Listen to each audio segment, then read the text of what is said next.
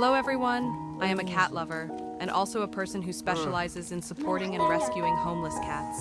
Stray cats that have been abandoned, have had accidents, or are in dangerous situations. For many years, my life has been closely linked to the poor cats wandering the streets, with no place to go. Every day, I receive dozens of messages and calls from people in the city reporting cats or dogs in danger. Whether it is sunny or stormy, whether it is daytime or midnight. As soon as I receive news that a cat needs to be rescued, I pack my bags and set out to find and rescue them. Many people ask me, is it tiring to go rescue cats like that every day? I just smile and answer, of course it is, but as long as I see them safe and healthy, I feel happy. There are days when I have just rescued a cat at one end of the city and then receive a report from another end and continue on my way. There are days when it is pouring rain. My clothes are soaked. I still wade through dark alleys and small lanes just to find a kitten huddled under a cold porch. There are late nights when I am sleeping and receive a report of an injured cat on the side of the road. I quickly put on a raincoat, grab a first aid kit, and drive to the kittens. To me, each cat is a precious life, worthy of love. Every time I arrived, I tried to approach the children gently, but most of them were very scared, trembling, their eyes wide open in confusion.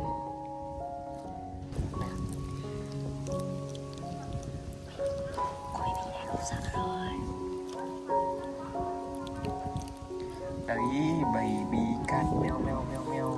Baby cat meo meo meo meo. Này, Cat. chú này làm gì đây? Đi đâu với con?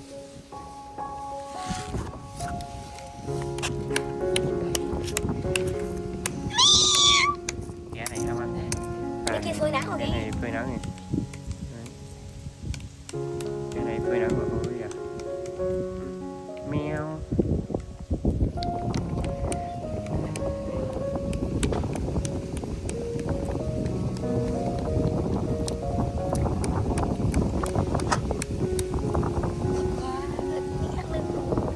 Baby ơi, em tới chưa?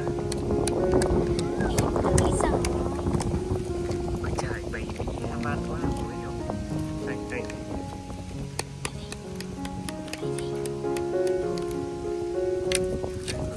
Bé kia ngồi liếm láp với kìa. Chắc đau mắt rồi lại khóc meo meo anh nhỉ. Baby ơi.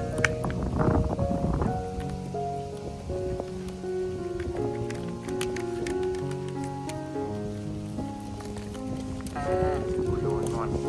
Đây mà, đây mà. Đây. Trời ơi, baby à, em tới chưa? Ui giật này. Vua kéo số 1 Việt Nam. Baby cat, ông trùm kéo view số 1 Việt Nam. Chúc cho các bạn xem được clip mạnh khỏe. 83, 86, mai đỉnh, mai đỉnh. Mãi đỉnh luôn.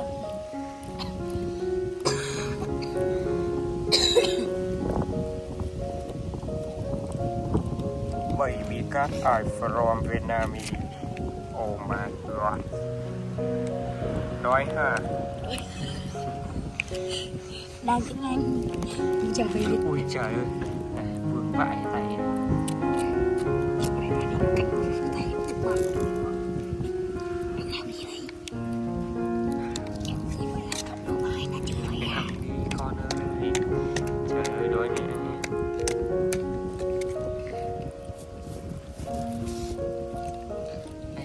Ngon đấy. Ai à?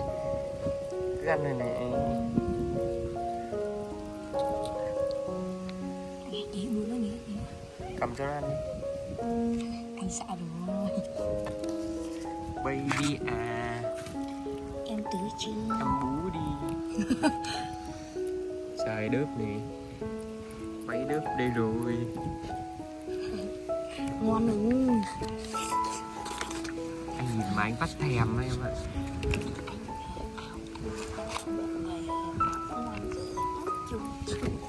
Trời ơi sao sao ấy? Mày đớp anh ơi, mày đớp. Mấy đứa bên ui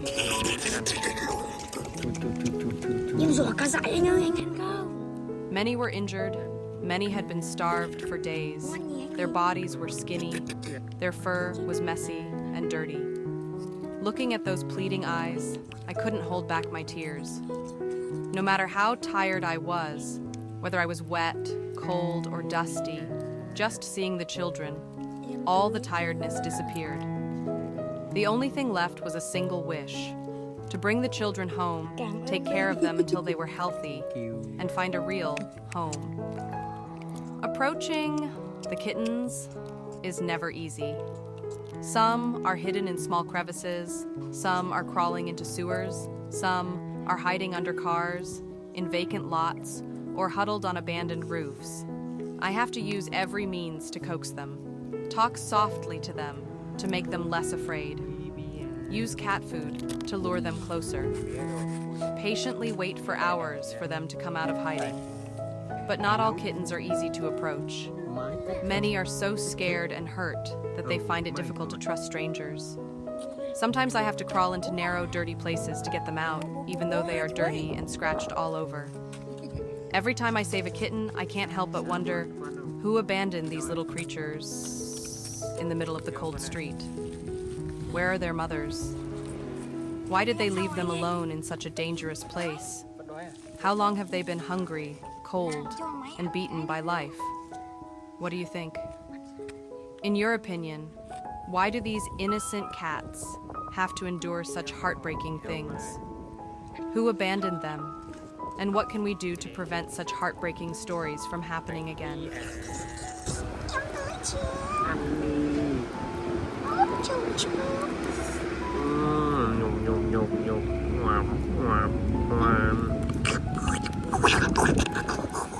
Đây rồi. Dạ. Đây rồi. Một bạn thì không ăn rồi. Bạn chắc đi bắt chuột đi mà. Chắc ăn lắm chuột quá, không cho baby ăn. Baby cat cat cat cat cat. Baby meo meo meo meo meo. Oh my god. Anh được quay lâu ấy. Trời ơi. Ngon như này. Oh. Bạn kia đi đâu rồi? Chắc là người thích mùi chuột chuột đâu ấy. Bởi vì ở đây là chợ mà lắm chuột lắm. Đúng rồi, đó là nó ăn vặt đi. Nhà anh người đi qua đường nữa kìa. Rồi. Trời ơi. Ăn đi. Nào ăn đi. Ăn xong màn nữa nè. Cháu cho ba. Cho ba. Cháu thấy giống nhưng cháu không dám nhận vì sợ sai. Cháu vừa nhìn thấy bà cháu sợ nhận sai, cháu không dám nhận. Baby à, baby no rồi. Baby ghê. Baby rồi. Ăn không? Ai à, vẫn ăn. Được con chó đấy anh nhỉ.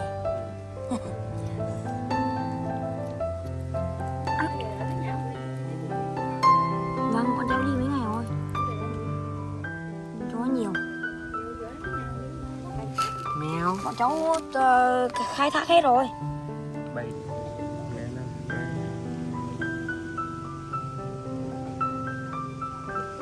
Đấy, này, vẫn ăn.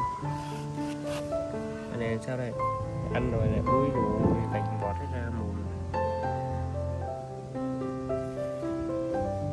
Sao? Ăn không? Con này vẫn ngại anh nhỉ. Ngại à?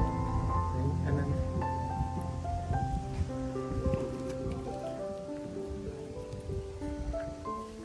Bà lưới bà không lắm nhá.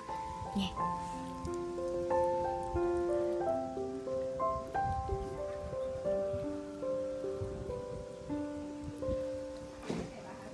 I really hope to receive sharing and sympathy from everyone so that we can spread messages of love to the community. Chơi đồ. Through each journey, I realized that loving cats is not a temporary thing. Loving cats is a long journey full of responsibility. Đi đâu với con à? It is when you dare to leave work, forget your own joys, to run to the kittens when you receive the news. It is when you accept hardship and Cái đầu hurt liếm lép này. in exchange for the Ôi, smiles đau mắt rồi, and vừa safe khóc eyes tu of tu. the innocent kittens. Ây I xịt. want to ask you, do you want to spread love to stray cats with me? Rồi, What rồi. do you think our community Khả năng. should do to protect Thôi homeless cho các bé cats? về, anh thấy ở đây nó vừa Are nắng you vừa willing gió, to open nhiều your lắm heart, give a little love to welcome Cho a cat về in chứ anh need? thấy cứ để mà nó cứ Let's speak lạc up lõng như and này act for the thì weak cats who Có cả need sóng us. gió vậy anh ạ.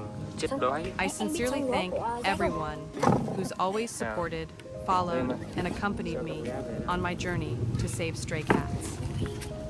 You are a great source of encouragement for me to continue on this journey. Anh, mở cửa. If you want to follow more stories, Wow. other cat rescue journeys, or accompany me in helping homeless cats, please subscribe to my YouTube channel so we can spread love together. Let's work together to create a better world for the little creatures who need us.